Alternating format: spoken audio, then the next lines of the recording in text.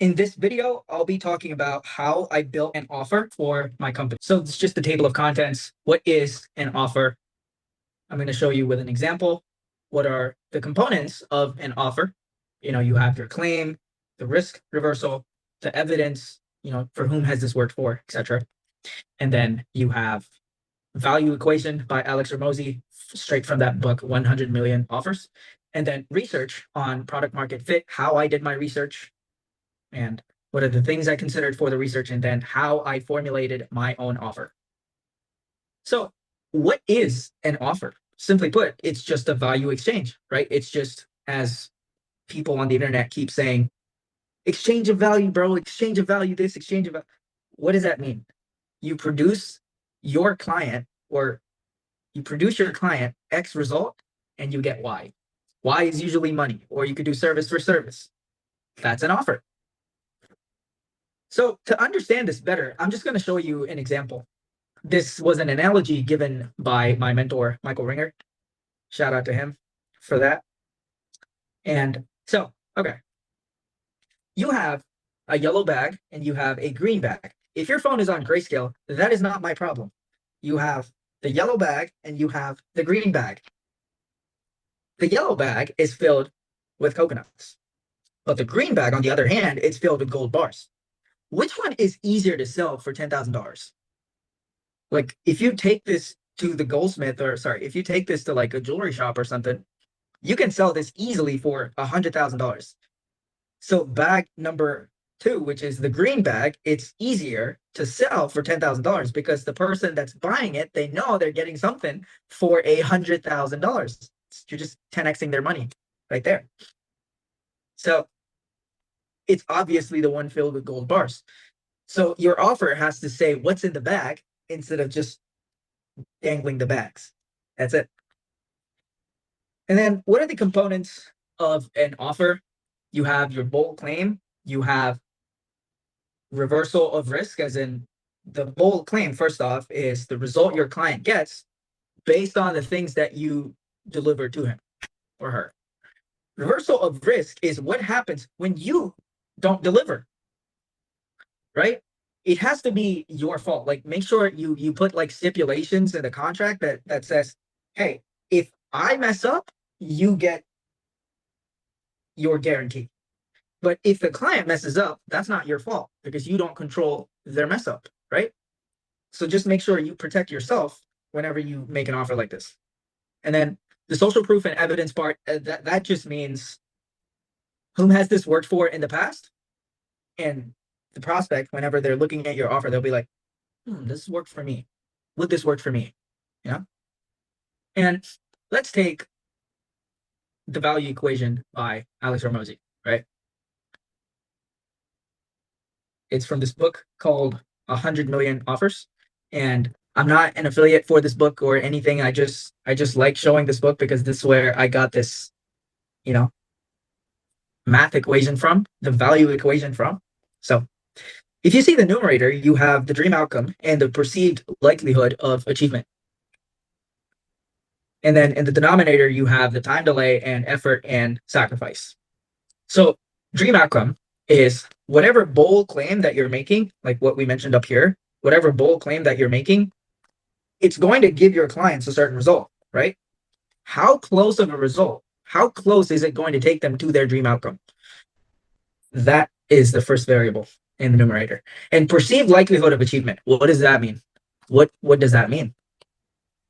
It just means social proof evidence. For whom has this worked for in the past, and how likely is it to work for me? That's what the prospect thinks. So if they think that, okay, whatever this guy's saying, it's going to work. So they perceive that achievement is higher. So the value naturally increases. So if your dream outcome, if that as a numeric quantity goes up, and if this, your likelihood of achievement, perceived likelihood of achievement, if this value goes up, if both of these go up, guess what? Your value goes up. It's just proportional to that. It's directly proportional to that. But on the other hand, time delay and effort and sacrifice, this just means if someone can offer, let's say, let's take an example. 20 booked calls. That's the value that they're getting. 20 booked calls, 20 booked sales calls. If someone gets the 20 booked calls in 6 months versus someone that gets it in 3 months, the prospect's obviously going to go for the one in 3 months, meaning you're increasing the value by lowering the time. The same thing with effort and sacrifice. Take the example of pricing. Let's say your pricing is so exorbitantly high, but you haven't, made it easy for the prospect to buy into it. In a case like that, there's going to be more effort and there's going to be more that the client has to sacrifice. So you have to decrease the amount of energy and money that the prospect has to sacrifice for the value to increase. That's how I understood it. Again, this is exactly how I understood offers before making my own.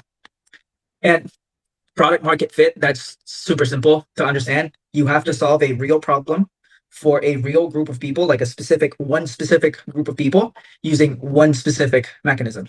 That's it. The bigger the problem, the more you get paid. As cringy as it sounds, it's true. Now, what is my offer? So before I give you the offer, I'm just going to break it down into a bunch of components. So first, you have your value proposition. My value proposition is most companies in the financial industry or the digital marketing space, they have a client acquisition problem.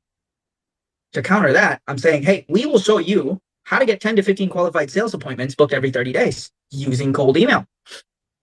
And my bold claim is we help B2B companies in the financial industry or the digital marketing industry get 10 to 15 qualified sales appointments booked every 30 days using Shaw lead generation system. I'm just saying cold email. I'm just naming cold email after myself is what it is. And the guarantee that I have here is implied. It's implicit guarantee, meaning I only get paid as the client gets results. So for every call that gets booked on my client's calendar, I get paid a few $100s. And to even reduce the risk from my client's, part, I'm saying, hey, for the first 30 days, I don't want any commissions at all. I don't want any commissions at all. So that reduces the risk and shows that cold email, or in this case, Shaw's lead generation system works, and it's like a proof of concept. And social proof and evidence. So I am doing the risk reduction because I don't have a lot of social proof and evidence. I only have 2 clients, and both those clients are currently still with me. So I don't have like a case study. I don't have like a testimonial already put together and everything. So this is what I'm doing.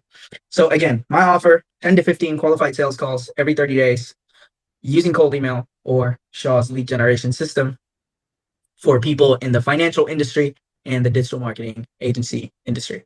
Cool. So if you guys liked this video, give it a like, give it a comment. Ask me questions in the comment if you have any clarifications. I'm more than happy to answer. Ask me questions in the comment.